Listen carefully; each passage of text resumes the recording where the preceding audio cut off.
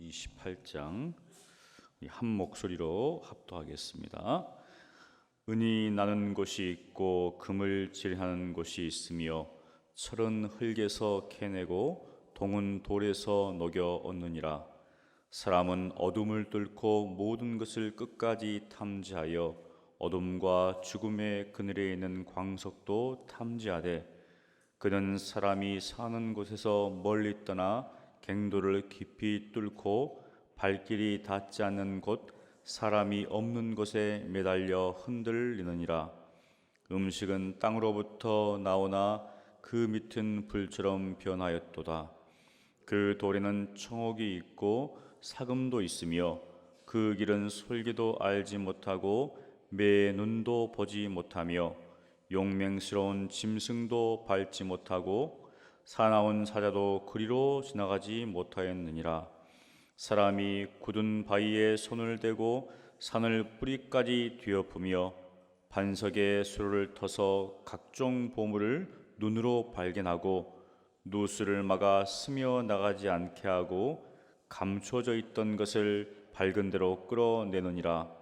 그러나 지혜는 어디서 얻으며 명철이 있는 곳은 어디인고 그 길을 사람이 알지 못하나니 사람 사는 땅에서는 찾을 수 없구나.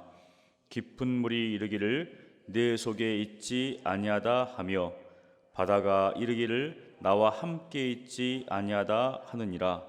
순금으로도 바꿀 수 없고 은을 달아도 그 값을 당하지 못하리니 오빌의 금이나 귀한 청옥수나 남보석으로도 그 값을 당하지 못하겠고 황금이나 수정이라도 비교할 수 없고 그러므로 바꿀 수 없으며 진주와 벽으로도 비길 수 없나니 지혜의 값은 산호보다 귀하구나.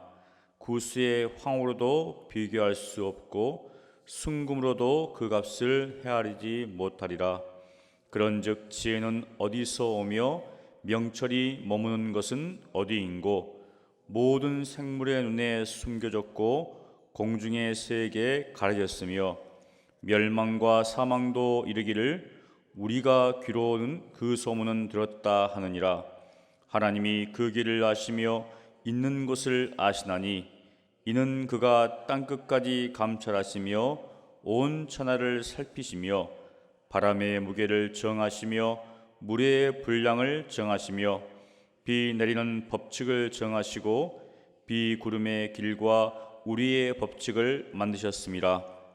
그때 그가 보시고 선포하시며 굳게 세우시며 탐구하셨고 또 사람에게 말씀하셨도다. 보라, 주를 경외함이 지혜요 악을 떠남이 명철이니라. 아멘. 욥은 친구들에 대해서 그들의 말들에 대해서 26장부터 답변을 해오고 있습니다. 그리고 27장에서는 자신의 결백을 주장하면서 친구들을 이제 원수처럼 대하는 그런 장면들이 나옵니다. 그들이 계속 자신을 정죄하고 또 회개하라고 했기 때문에 계속 논쟁 속에서 친구였지만 아주 상황이 악화되어서 그들이 이제 욥의 친구가 아니라 마치 대적자인 것처럼 변했습니다. 그러면서 욥을 가르쳤던 친구들을 향하여서 도리어 욥이 이제 가르칩니다. 그러면서 악인의 운명에 대해서 도리어 이야기를 합니다. 다른 점이 있다면 친구들과의 다른 점이 있다면 그 악인의 운명은 결국 의인들에게 유익이 된다, 그렇게 말씀하시는 것이죠. 이 땅 가운데서도 악한 사람들이 번성하지만 결국 그들의 재물과 그들의 모든 것들은 의인들을 위하여서 그렇게 된다라고 이야기를 합니다. 그러면서 갑자기 28장부터는 화제를 확 바꿉니다. 지혜에 대해서, 명철에 대해서 이야기를 합니다. 왜 이렇게 바꿨을까? 어떻게 보면은 하나님의 공의와 하나님의 정의에 대해서 논하다가 하나님의 심판에 대해서 이야기를 하다가 뭔가 욥은 깨달음을 얻었습니다. 그래서 지혜에 대해서, 명철에 대해서 이야기를 하던데 12절에 보면 지혜는 어디에서 얻는가? 명철이 있는 곳은 어디인가? 20절에서도 동일하게 이야기합니다. 즉 어느 곳에서 있는가? 지혜의 장소는 어디인가? 그리고 어떻게 지혜를 얻을 수 있는가? 어떤 방법으로 얻을 수 있는가? 그렇게 이야기하면서 인간이 굉장히 놀라운 지식과 또 인간적인 지혜로 광물을 캐하는 것을 비유를 하고 있습니다. 그게 1절부터 11절이죠. 우리에게 유용한 그리고 가치가 있는 은이나 금, 동이나 철을 비유를 들면서 인간이 이것들을 캐내는데 굉장히 놀랍도록 이것을 캐내는 장면을 이야기를 합니다. 은과 철이 어디에서 나는가? 그리고 금과 동을 어떻게 재련해 가지고 얻는가? 다 감추어진 거 있지만 사람들이 지혜를 얻어서 지식을 얻어서 그것을 다 캐내죠. 3절에 보면 사람은 어둠을 뚫고 모든 것을 끝까지 탐지하여 어둠과 죽음의 그늘에 있는 광석도 탐지하되 감추어져 있는 그 땅 속에 있는 것 깊은 곳까지 내려가서 그것을 다 캐낸다는 겁니다. 놀랍죠. 숨겨져 있는데 그냥 씨를 뿌려서 농산물을 가지고 살았던 사람들이 이 은과 금 이런 광물을 캐내기 위해서 땅을 파고 거기에서 그것을 깬다는 겁니다. 그것은 사람 사는 곳에서 멀리 떨어져 있죠. 그리고 굉장히 위험합니다. 그걸 내려갈 때 어떻습니까? 마치 이제 4절에 보면 줄을 타고 막 흔들리면서 내려갑니다. 생명을 목숨을 담보로 하고 가는 것이죠. 우리나라도 참으로 어려운 시절 때 정말 독일에 광물 캐비에 갔죠. 파도 광부들 얼마나 힘들었는가. 그들이 생명을 걸고 목숨을 걸고 그것을 캐냈습니다. 그러면서 5절에 음식은 땅으로부터 나오나 그 밑은 불처럼 변하도다. 이 불처럼 변하다, 이것은 두 가지를 볼 수 있는데 우리가 잘 알듯이 땅에서 화산활동 이런 것들을 생각할 수도 있고, 또 광물을 캐내기 위해서 그 당시 방법이 불을 내고 또 물을 탁 뿌리면 반석이 탁 깨진다는 거예요. 그런 어떤 광물을 캐는 그런 어떤 것들을 이야기할 수도 있습니다. 그래서 6절에 보면 그런 돌에서 청옥과 사금을 캐냅니다. 목숨을 걸고 하는 것이죠. 그런데 그 길은 솔개, 독수리 같은 그런 동물, 굉장히 눈이 멀리서도 보잖아요. 하지만 볼 수 없다는 겁니다. 그리고 용맹스러운 짐승, 사냐 같은 용맹스러운 그런 짐승들도 밟지 않은 것을 사람이 어떻게 알았는지 다 들어갑니다. 굉장히 용맹스럽고 어떻게 보면 지혜롭죠. 그렇게 해서 그러한 광물들을 캐냅니다. 그것을 지금 이야기하고 있습니다. 그러다가 어떻습니까? 정말 굳은 바위에 손을 대고 아주 뿌리 끝까지 내려가는 그런 모습들입니다. 요즘 더 깊이 파들어가죠. 하지만 요즘처럼 장비가 있는 것도 아니고 열악한 그런 상황 속에서 그런 것들을 캐냈다는 겁니다. 10절과 11절에 이제 당연히 땅에는 또 물이 흐르겠죠. 그런 것들을 다 만들어서 퍼내고 이런 모습들을 이야기를 합니다. 어떻게 보면은 이렇게 하는 것은 굉장히 놀랍죠. 이렇게 하는 이유가 무엇인가? 한마디로 은과 금 이런 광물들이 가치가 있기 때문에, 만일 지척에 널려 있다면 그렇게 할 필요는 없죠. 우리가 사람들이 가치를 매기는 것은 두 가지로 볼 수 있습니다. 하나는 이것이 얼마나 유용한가, 그리고 얼마나 이것이 희소한가. 금과 철 이런 것들은 어떻습니까? 유용하죠. 하지만 또 희소합니다. 예를 들어서 온 천지에 금이 깔려 있으면 아마 차고 다닐 겁니다. 그냥 발로 탁탁 차고 다닐 겁니다. 우리에게 있어서 공기와 물은 굉장히 유용합니다. 없으면 죽지요. 하지만 지천에 널려 있기 때문에 우리가 그렇게 가치 여기지 않죠. 하지만 물이 오염되고 공기가 오염되면 그때부터는 달라집니다. 저도 어렸을 때 물을 누가 사 먹겠나, 대동강 물을 팔았다는 그런 내용도 있지만 지금은 물을 다 사 먹잖아요. 그만큼 많이 오염됐다는 것이죠. 공기도 마찬가지죠. 그런데 그 당시에 철과 금 이런 광물들이 굉장히 유용했기 때문에 그것을 캐내기 위해서 가치가 있었기 때문에 그런 시간과 물질과 그 모든 것들을 투자했다는 겁니다. 그런데 욥은 지혜는 그렇다면 어디서 오는가? 이 명철은 도대체 어디서 나는가? 그렇게 이야기를 합니다. 그러면서 이제 이야기를 하는데 13절에 어떻게 보면은 결론을 이야기합니다. 그 길을 사람이 알지 못하는 겁니다. 우리가 다 사람이잖아요. 광물을 캐내고 그 깊은 곳에 들어가지만 우리는 모른다는 거예요. 깊은 물, 그 다음에 바다가 이르기를, 깊은 물을 바라보고 있으면 깊은 물이 우리에게 야, 나는 지혜를 모른다. 바다에 가면 바다가 어떻습니까? 야, 지혜는 나와 함께하지 않는다. 그렇게 말하지 않죠.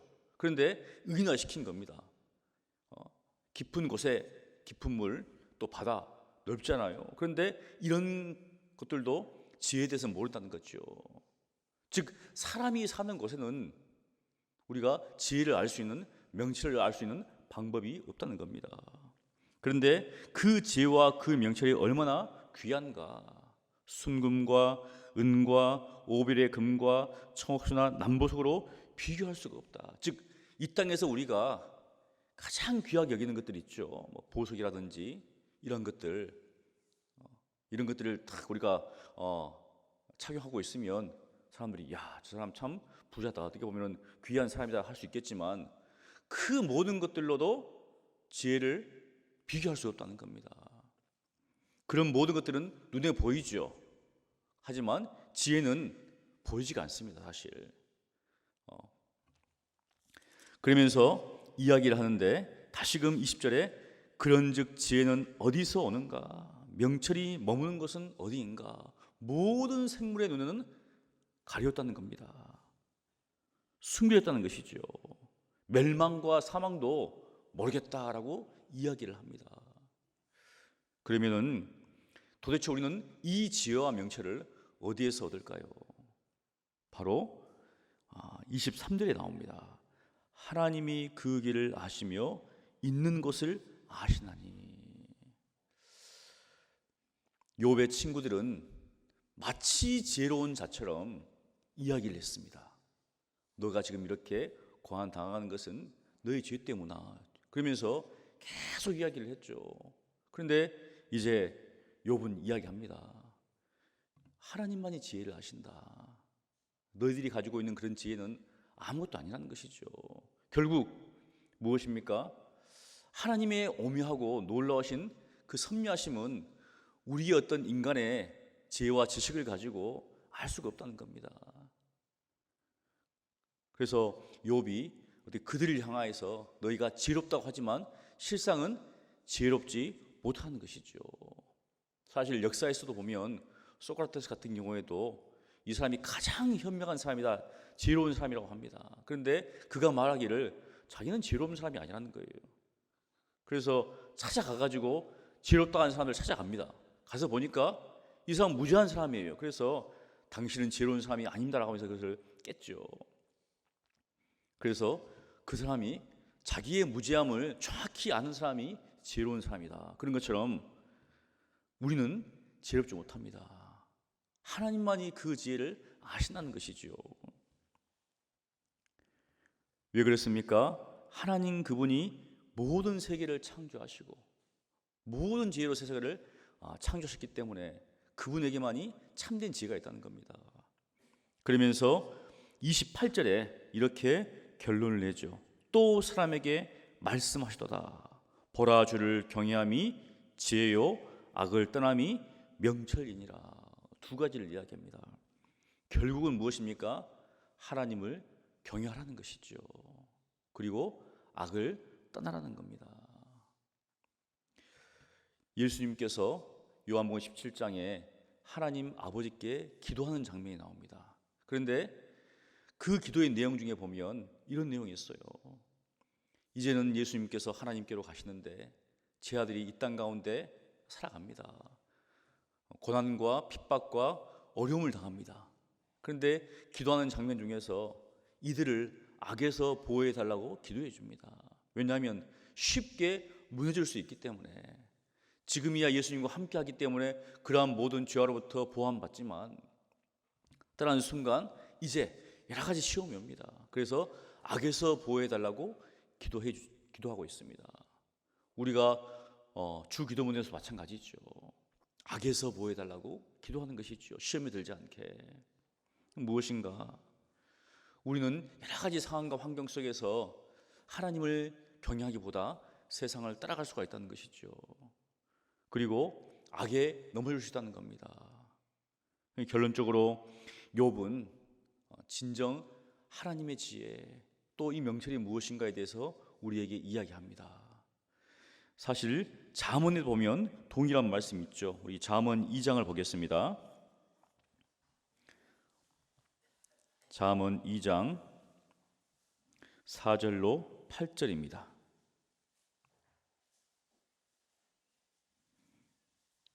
잠언 2장 4절로 8절 우리 함께 봉독하겠습니다. 은을 구하는 것 같이 그것을 구하며 감추어진 보배를 찾는 것 같이 그것을 찾으면 여호와 경외하기를 깨달으며 하나님을 알게 되리니 대저 여호와는 지혜를 주시며 지식과 명철을 그 입에서 내심이며 그는 정직한 자를 위하여 완전한 지혜를 예비하시며 행실이 온전한 자에게 방패가 되시나니 대저 그는 정의의 길을 보호하시며 그의 성도들에게를 보존하려 하심이니라. 아멘.